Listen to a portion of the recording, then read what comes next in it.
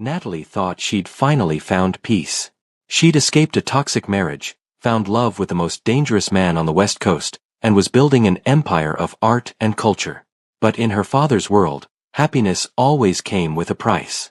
The Russian Bratva, the most ruthless crime syndicate in Eastern Europe, was calling in a blood debt her father owed, and they wanted one thing: her. Alexei Volkov had sent his best operatives to Seattle with orders to kidnap the woman Kang Dae-won loved, knowing the Korean Mafia boss would surrender his entire empire to get her back. But what the Russians didn't know was that Natalie Adolai wasn't just some crime lord's daughter or a mafia boss's fiancée. She was her father's child, trained since childhood in strategy, manipulation, and the art of war. And she was done running from who she was born to be. Welcome back to part 2. If you haven't watched part 1, go watch it now because this is about to get intense. Make sure you're subscribed and hit that notification bell because this story is going to blow your mind. Drop a comment telling me, are you team run and hide or team fight back? Now let's get into this. The text came at 3 a.m., vibrating Natalie's phone on the nightstand. She stirred in Dae-won's arms, his body warm and solid against her back in their massive bed. Over the past 3 months since the gallery opening, she'd gotten used to this, waking up safe, loved, chosen. The phone buzzed again. Natalie carefully extracted herself from Dae-won's embrace, smiling when he unconsciously reached for her even in sleep. She grabbed the phone, expecting maybe a message from Julian, who kept odd hours. The smile died on her face. Unknown number, your father made promises he couldn't keep. Now you pay his debts. We're coming for you, Natalie Adolai. Tell the Korean he can't protect you from us. V. Her blood ran cold. A second message came through, a photo. Natalie's hand trembled as she opened it. It was her. From yesterday. Leaving the cultural center. The photo had been taken from across the street, zoomed in, professional surveillance quality. Natalie. She jumped, turning to find Dae-won sitting up, instantly alert. Even fresh from sleep, with his black hair tousled and falling into his eyes, he radiated lethal awareness. The tattoos on his chest and shoulders were stark against his skin in the dim light. What's wrong? His voice was soft but edged with danger. Natalie handed him the phone without a word. She watched his face as he read the messages, watched his jaw clench, watched something cold and terrifying flash in his dark eyes. Pack a bag, he said quietly, already reaching for his own phone. We're leaving. Now. Dae-won. Now, Natalie. He was already dialing, his voice switching to rapid Korean as someone answered. Even without understanding the language, Natalie could hear the command in his tone. She should be terrified. Should be panicking. Instead, something else was rising in her chest. Something that felt like her father's daughter waking up. No, she said. Dae-won paused mid-sentence, his eyes snapping to her. He said something in Korean, probably, I'll call you back, and hung up. What did you say? I said no. Natalie stood, pulling on her silk robe. I'm not running. Natalie, these people are serious. The Volkov Bratva, they're not like the organizations here. They're. I know who they are. She moved to the window, looking out at the Seattle skyline. My father did business with them for 20 years. I sat in on negotiations when I was 16. I know exactly who Alexei Volkov is. Dae-won was beside her in seconds, his hands on her shoulders, turning her to face him. Then you know why we need to get you somewhere safe. Safe. Natalie laughed, the sound bitter. There is no safe, Dae-won. Not from them. They have resources across 3 continents. If they want to find me, they will. Running just delays the inevitable. Then what do you suggest? His voice was tight with barely controlled fear, not for himself, but for her. Natalie met his eyes, and for the first time since she'd left Nigeria 7 years ago, she let him see the full depth of who she really was. I suggest we beat them at their own game. By dawn, Dae-won's kitchen table looked like a war room. Natalie sat at the head, her natural hair pulled into a high puff, wearing one of Dae-won's shirts and her own leggings. She'd laid out everything she knew about the Volkov Bratva on her laptop: organizational charts, known associates, business holdings, operational patterns. Day one stood behind her, his hands on the back of her chair, watching her work with a mixture of admiration and concern. His own people had arrived, his second-in-command, Min Jun, and his head of security, a woman named Sarah Chen. "How do you know all this?" Min Jun asked, staring at the detailed information on screen. "My father was paranoid," Natalie said without looking up. "He had files on every major player in the underworld. When I was being groomed to take over part of his operation, I had to memorize them." Alexei Volkov, age 48, took over the Bratva when he was 23 after orchestrating the assassination of the previous Pakhan, his own uncle. He's ruthless, strategic, and patient. But he has 3 weaknesses. Which are? Day one leaned closer. Pride, greed, and his daughter. Natalie pulled up a photo of a young woman with platinum blonde hair and cold blue eyes. Anastasia Volkov. Age 26. Alexei's only child. She's currently in New York, managing their East Coast art trafficking operation. Art trafficking. Sarah's eyebrows rose. The Bratva moves more than drugs and weapons. They steal and traffic high-value art, antiquities, cultural artifacts. It's how my father first connected with them. He had access to African artifacts and diamonds. They had European buyers. Natalie's fingers flew over the keyboard. Anastasia is brilliant. Speaks 6 languages, has a degree in art history from Oxford, runs an operation that moves 50 million in stolen art annually. And how does this help us? Min Jun asked. Natalie smiled, and it was sharp as a blade. Because I'm going to offer her something she can't refuse. A partnership that will make her more powerful than her father. You want to turn his daughter against him? Day one's voice held a note of awe. No. I want to give her what she already wants, independence from Daddy's empire and a legitimate business front that's more profitable than anything Alexei's built. Natalie pulled up her own gallery's financial reports. My cultural center needs a partner to expand internationally. Someone with connections to European art markets, restoration expertise, and capital to invest. On paper, Anastasia is perfect. On paper, she's also a criminal, Sarah pointed out. So am I, technically. So is Day one. So is everyone at this table. Natalie shrugged. The difference is what we choose to do with our power. Anastasia's been trying to go legitimate for 3 years. I've been tracking her movements. She wants out of her father's shadow. Day one pulled up a chair beside her, studying her face. This is a massive gamble, Zhonghyang. If it fails, I'm no worse off than I am now. But if it works, I neutralize the threat, gain a powerful ally, and expand our business legitimately. She turned to face him fully. You said you wanted to build something meaningful with me. This is how we do it. Not by running or hiding, but by being smarter than our enemies. The room fell silent. Finally, Day one laughed, a real laugh, full of genuine delight. I fell in love with you when you were hiding your light. Now that you're letting it shine, you're absolutely terrifying. Is that a yes? That's a let's see this plan of yours. He pulled her laptop closer. Walk me through it. Oh, Natalie is not playing around. She's about to flip the script on the Russian Mafia. If you're loving this strategic queen energy, smash that like button. And make sure you're subscribed because this story is just getting started. Comment, Queen Natalie, if you're here for this. Now, back to the story. 3 days later, Natalie walked into the Modern Art Museum in New York City wearing a tailored burgundy pantsuit that hugged her curves perfectly, her natural hair styled in elegant bantu knots with gold cuffs, a deliberate callback to the night she'd first met Day one. She looked like art herself. Day one walked beside her, handsome in all black. Black suit, black shirt, his hair styled with that deliberately tousled look that made him look like a dangerous prince.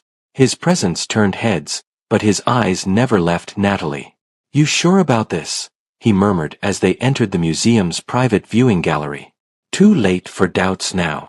Natalie squeezed his hand once before letting go. Anastasia Volkov stood in front of a Klimt painting, studying it with the focused intensity of a true expert. In person, she was even more striking than her photos.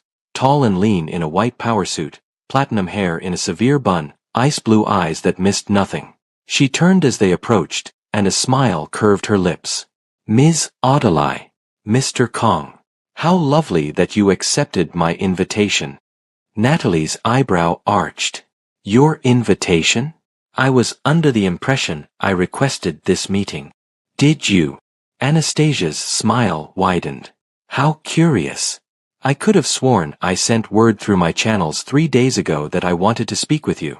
Before my father's rather clumsy attempt at intimidation. The admission hung in the air between them. You're not here on your father's orders, Day One said. It wasn't a question. God, no. Alexei's methods are so tiresome. Kidnapping, extortion, violence. Anastasia waved a dismissive hand. So 20th century. I prefer a more civilized approach to business. And what business did you want to discuss? Natalie kept her voice neutral. The same business you came to propose, I imagine. A partnership. Anastasia gestured to the painting. Klimt's Portrait of a Lady. Stolen from a gallery in Italy in 1997, recovered last year. Worth an estimated $60 million. Do you know what fascinates me about it? The theft or the recovery? Natalie asked. Neither. What fascinates me is that for 23 years, it existed in a shadow space, too valuable to sell, too notorious to display, functionally worthless despite its value. A prisoner of its own worth. Anastasia's blue eyes fixed on Natalie. I know something about being a prisoner. Your father's empire. My father's legacy. His reputation. His enemies and his debts. Anastasia's perfect composure cracked slightly. Did you know he promised you to the Bratva Council as a bargaining chip? Not even as leverage against Mr. Kong. He wants to use you to settle a 20-year-old grudge with your father by humiliating Adewale Adelai's precious daughter.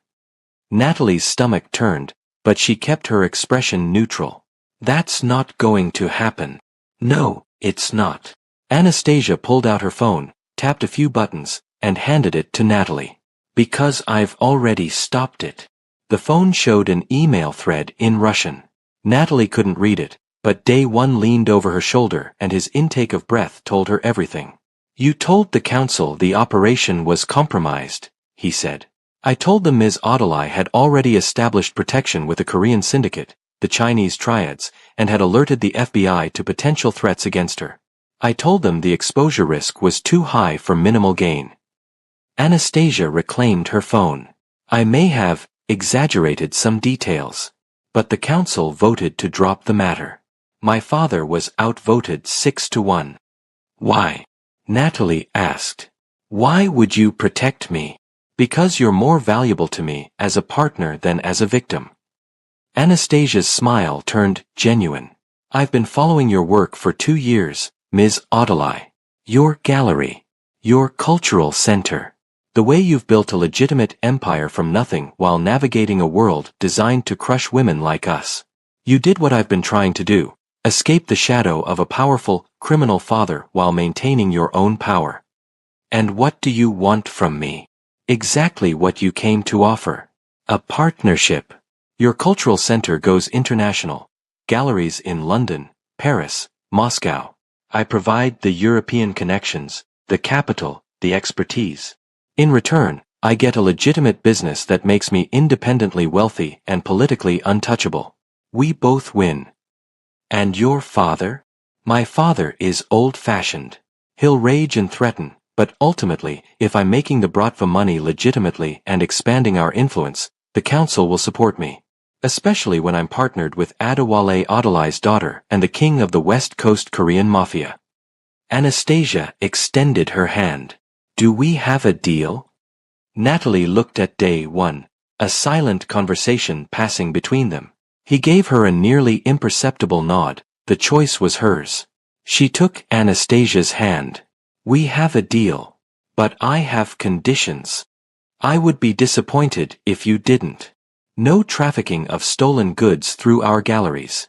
Everything we deal is legitimate, properly sourced, ethically acquired. If you want to go clean, we go completely clean. Anastasia's eyes glittered. Agreed. What else? If your father or anyone from the Bratva comes after me or anyone I love, our deal is void and you become my enemy instead of my ally. Fair. And my condition, when this partnership makes me more powerful than my father, when I take over the Bratva, you help me transform it. Legitimize it. Turn it into something that doesn't require blood to maintain power. Natalie smiled. Now that's a vision I can support. They shook hands, two daughters of criminal empires choosing to build something different. Of course, it wasn't that simple. 2 weeks later, Alexei Volkov himself showed up in Seattle. Natalie was in her gallery office when Day One called her, his voice tight. We have a situation. Alexei is at the Four Seasons. He's requested a meeting. With you. With both of us. He says he wants to negotiate, like civilized people. The skepticism in Day One's voice was clear. It's a trap. Probably. But refusing might provoke exactly what we're trying to avoid. Natalie leaned back in her chair, thinking. We meet him. Public place. Our terms. Natalie. He came to our city, Day One. He's on our territory. If we don't face him, we look weak. She stood, already planning. Tell him we'll meet him for dinner. At Kiansa. Tomorrow night. Just the three of us. You want to have dinner with the man who wanted to kidnap you? I want to look him in the eye and show him I'm not afraid. Natalie's voice was steel. And I want him to understand that his daughter made the right choice. The next evening, Natalie dressed for battle. She wore a stunning orange wrap dress that celebrated every curve, her natural hair styled in a voluminous afro that framed her face like a crown. Gold jewelry at her ears, wrists, and throat. She looked powerful, beautiful, untouchable. Day One wore all black, his power color. His hair was perfectly tousled, his tattoos visible at his neck and hands. Together, they looked like exactly what they were, a king and queen of their domain. Alexei Volkov was already seated when they arrived at Kiansa, which Day One had closed for the evening. He was smaller than Natalie expected, maybe 5'10", with the lean build of a distance runner. His blonde hair was slicked back, and the scar across his left cheek was prominent in the restaurant's soft lighting. His gray eyes tracked them as they approached, calculating and cold. Ms. Adalai. Mr. Kong. He stood, offering his hand. Neither of them took it. Alexei smiled, unbothered, and sat back down. I suppose pleasantries are unnecessary. Let me be direct. My daughter has betrayed me to ally with you. I want to know what you offered her. Respect, Natalie said simply, taking her seat. Day One sat beside her, his body angled protectively. Something you've apparently never given her. Anastasia is my heir. She has my complete respect. You treat her like an asset, not a person. Like a tool to be used in your games. Natalie accepted the tea the server poured, her movements graceful and unhurried. I offered her partnership. Equality. A chance to build something that's hers, not just an extension of your empire. And in doing so, you've made an enemy of me. Have I? Natalie met his cold gaze without flinching. Because from where I'm sitting, you have no moves left. Your council has already voted against action toward me. Your daughter is now my business partner, which makes her untouchable. And you're sitting in the heart of Korean Mafia territory, surrounded by people loyal to the man beside me. She sipped her tea. The only person who made an enemy tonight is you, Mr. Volkov. You made an enemy of your own daughter. Alexei's jaw clenched. You're very confident for someone so young. I'm Adewale Adalai's daughter. Confidence is genetic. Your father died owing me a debt. My father paid every debt he owed before he died. I saw the ledgers personally. Natalie set down her teacup. The favor you claimed he owed was a fabrication. You wanted leverage over the Korean syndicate's port operations, and you thought kidnapping me would give you that leverage. But you miscalculated. Did I? You assumed I was weak. An easy target. A bargaining chip. Natalie leaned forward. You forgot to check if I was my father's daughter in more than name. That was your mistake. For a long moment, Alexei studied her. Then, surprisingly, he laughed. You know what? I like you, Ms. Audley. You have spine. Anastasia was right. You're wasted as a victim. He pulled out a business card, sliding it across the table. If you ever tire of the legitimate life, call me. The Bratva could use someone like you. I'll pass. Natalie didn't touch the card. But I'll give you some free advice. Let your daughter go. Support her new venture. Because if you don't, she'll eventually take everything from you anyway, and she won't be gentle about it. At least this way, you maintain some dignity. Alexei stood, buttoning his suit jacket. We'll see. Enjoy your empire, Ms. Audley. Mr. Kong. He nodded to Day One. I hope it lasts. After he left, Natalie's hands started shaking, the adrenaline finally catching up to her. Day One immediately covered her hands with his. You were incredible. I thought I was going to throw up the entire time. You didn't show it. He lifted her hand to his lips, kissing her knuckles. You faced down one of the most dangerous men in the world and didn't blink. Do you understand how extraordinary you are? Natalie laughed shakily. I just made a very powerful enemy. No. You made a very powerful enemy realize you're not worth the cost of fighting. Day One pulled her close. There's a difference. The next 6 months were a whirlwind. Natalie and Anastasia's partnership launched with a gallery opening in London that made international news. Their model, showcasing African and Eastern European artists, creating cultural dialogue through art, was revolutionary and profitable. Natalie split her time between Seattle, London, and occasionally Moscow, building an empire that spanned continents. Day One was beside her for every step, his business acumen and her cultural expertise creating something neither could have built alone. Their cultural center in Seattle expanded, offering free art education to underserved communities, scholarships for aspiring artists, and exhibition space for voices that had been historically silenced. And slowly, carefully, Natalie and Anastasia began the delicate work of legitimizing parts of their respective family empires. Did you ever imagine this? Anastasia asked one evening, as they sat in Natalie's London gallery after hours, sharing expensive wine. Over the months, they developed an unlikely friendship, two women who understood the weight of legacy and the courage it took to choose differently. Building an international art empire with a Russian Mafia princess? No, can't say I saw this coming. Natalie smiled. I imagined escape, freedom. I didn't imagine friendship. Anastasia's usually cool expression softened. Thank you, Natalie, for seeing me as more than my father's daughter.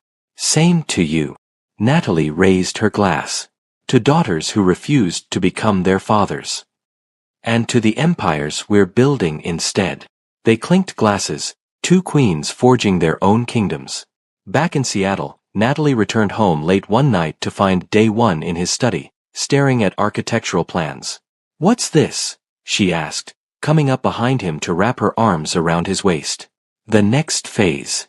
He turned in her embrace, his hands settling on her hips. We've legitimized significant portions of my operation. The clubs are clean. The restaurants are clean. The real estate holdings are clean. I've been thinking about what you said, about using power to build instead of just maintain. And I want to create a foundation for families affected by gang violence. Scholarships, counseling, job training, housing assistance. His dark eyes were intense. I can't bring back the people who've died in this life, but I can try to prevent more deaths. Give people alternatives. Natalie's throat tightened with emotion. Day One, that's beautiful. I want to name it after my father. The foundation, he died because of this world. Maybe something good can come from that. She pulled him down for a kiss, pouring all her love and pride into it. When they broke apart, both breathing hard, she rested her forehead against his. I love you, she whispered.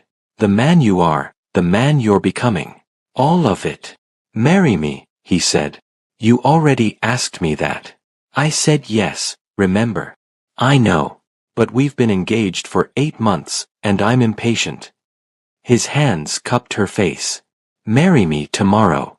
This weekend. Next month. I don't care when, Zhonghyang, but I want you to be my wife. I want the world to know you're mine and I'm yours. Next month, Natalie decided. That gives us time to plan something beautiful. Something that honors both our cultures. Something that's ours. Next month, Day One agreed, sealing it with a kiss. They married on a perfect Saturday in May at the cultural center they'd built together. The ceremony was a fusion of Korean and Nigerian traditions, colorful fabrics and elegant hanbok, traditional blessings in multiple languages, food that celebrated both cultures, and music that made everyone dance. Natalie wore 3 dresses, a traditional Nigerian iro and buba in stunning purple and gold for the ceremony, a white Korean hanbok for the formal photos, and a modern reception gown in deep emerald that made Day One's eyes darken with desire. Her natural hair was styled in goddess locks adorned with gold beads and fresh flowers. She'd never felt more beautiful. Day One wore a traditional black and gold hanbok for the ceremony, and he looked like a prince from a fairy tale.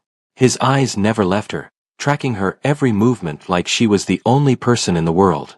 Julian walked her down the aisle, tears in his eyes despite his attempts to look stoic. Dad would be proud, he whispered before handing her to Day One. You found someone who matches your strength. Don't let him go. Never, Natalie promised. The ceremony was intimate despite the 100 guests, just Natalie and Day One, promising to love, honor, and challenge each other, to build together and stand together, to be partners in every sense of the word. When Day One lifted her veil, his voice was thick with emotion. My queen. My treasure. My Zhonghyang. My king. My partner. My heart. Their kiss was met with cheers and applause from their gathered family. Blood family and chosen family, Korean and Nigerian and everything in between, legitimate business associates and reformed criminals, artists and activists and everything else. Anastasia was there with a very handsome date, grinning as she raised her glass. She'd officially taken over parts of the bratva that same week, with the council's blessing. Alexei had been encouraged to retire. The changing of the guard had been surprisingly peaceful, largely because Anastasia had proven her new ventures were more profitable than her father's old ways. Minjun made a speech that had everyone crying and laughing. Sarah gave a toast that was equal parts touching and threatening to anyone who might hurt her boss or his new wife. And as the night wore on and the dancing began, Natalie found herself swaying in Day One's arms, surrounded by the empire they'd built, the family they'd chosen, and the future they were creating. Happy, Day One murmured against her ear. Deliriously. She pulled back to look at him. Are you? I told you once that I'd built an empire on blood and fear, and none of it meant anything until I found you. His hands tightened on her waist. You've given me more than love, Natalie. You've given me purpose. A reason to be better. A future worth building. We gave that to each other, Natalie corrected. I was hiding from myself until you made me remember who I was. We saved each other. Then here's to salvation. He kissed her softly. And to the empire we're building together. To us, Natalie agreed. The king and queen of our own destiny. 1 year later, Natalie stood in her Seattle office, reviewing plans for their 5th international gallery. This one in Tokyo, because Day One wanted to honor his Korean heritage while expanding into broader Asian markets. Her phone rang. Anastasia. Please tell me you're calling with good news, Natalie answered. The Moscow gallery just acquired the Petrov collection. 30 pieces of contemporary Russian art, all legitimately sourced, all by artists who've never had international exposure. Anastasia's excitement was clear even over the phone. Natalie, this is huge. This legitimizes us completely in the Moscow art scene. That's incredible. When's the exhibition? 3 months. And I want you to curate it personally. Your eye, your vision. This needs to be perfect. I'll be there. Natalie made a note. How are things with the family business? Clean. Cleaner every day. We've divested from 70% of the illegal operations. The council is actually happy. Turns out legitimate business is more profitable and way less risky. Anastasia laughed. Who knew? Visionaries knew. Natalie smiled. We knew. After they hung up, Natalie turned to find Day One leaning in her doorway, watching her with that intense gaze that still made her heart skip. How long have you been standing there? She asked. Long enough to fall in love with you all over again. He crossed to her, pulling her into his arms. You're changing the world, you know that? We're changing the world. There's a difference. Always, with you. He kissed her forehead. That's why I love you. Just one of many reasons, I hope. One of infinite reasons. His hand moved to her still flat stomach. Speaking of which, when were you going to tell me? Natalie's eyes widened. How did you? You've been drinking ginger tea instead of coffee for 2 weeks. You turned down wine at dinner last night. And you have that glow. His smile was tender. How far along? 8 weeks. I was going to tell you tonight. I have a whole plan involving your favorite dessert and a very unsubtle gift. She placed her hand over his. Are you happy? Happy. Day One's voice cracked. Natalie, I'm terrified and elated and completely overwhelmed. We're having a baby. A whole person. Half you, half me. A whole new legacy, Natalie agreed. Not defined by our father's choices, but by ours. They're going to be so loved. Day One knelt, pressing a kiss to her stomach. So protected. And so free to be whoever they want to be. Tears streamed down Natalie's face. That's all I want. For them to have choices we didn't. They will. I promise. He stood, pulling her close. And they'll have a mother who's brilliant and strong and refuses to be limited by anyone's expectations. They'll have a father who's learning every day how to be better. And they'll have a family that spans continents and cultures. They'll have everything, Natalie whispered. 6 months later, Natalie gave birth to twins, a boy and a girl. The boy they named Adewale Kong, after her father. The girl they named Jiwoo Kong, after Day One's mother.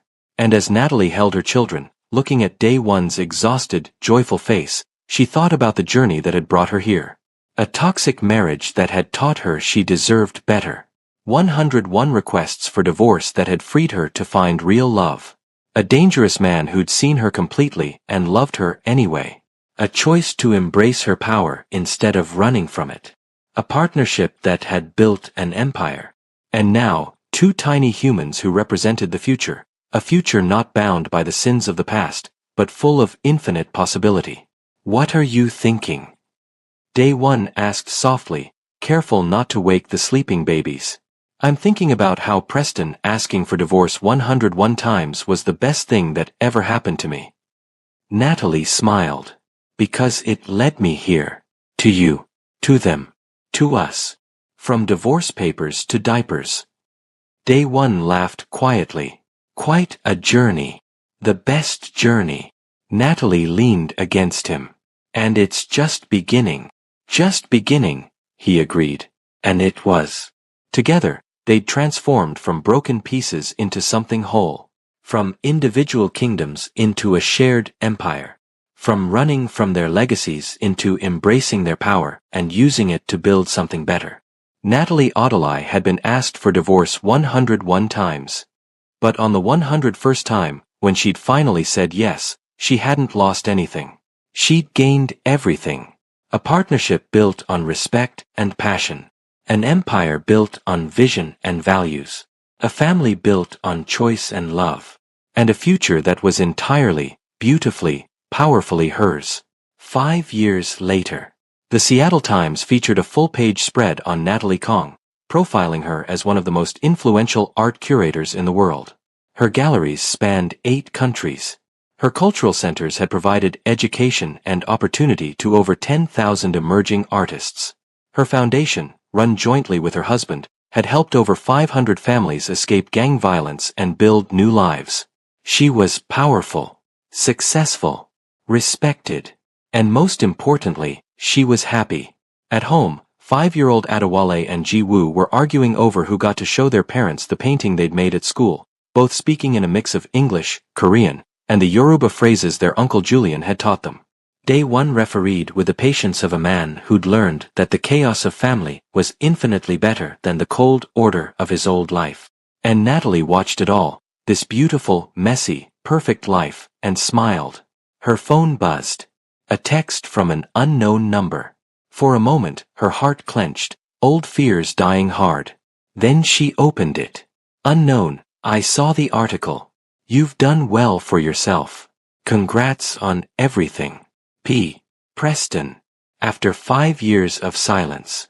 Natalie stared at the message for a long moment, then typed a response. Thank you. I hope you found your happiness too. And she meant it. Because that's what healing looked like. Not holding grudges. Not needing revenge. Just building something so beautiful that the past couldn't touch it.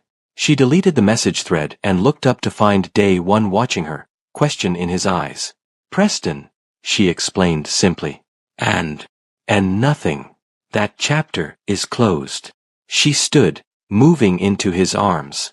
This is my story now. Ours. The one we're writing together.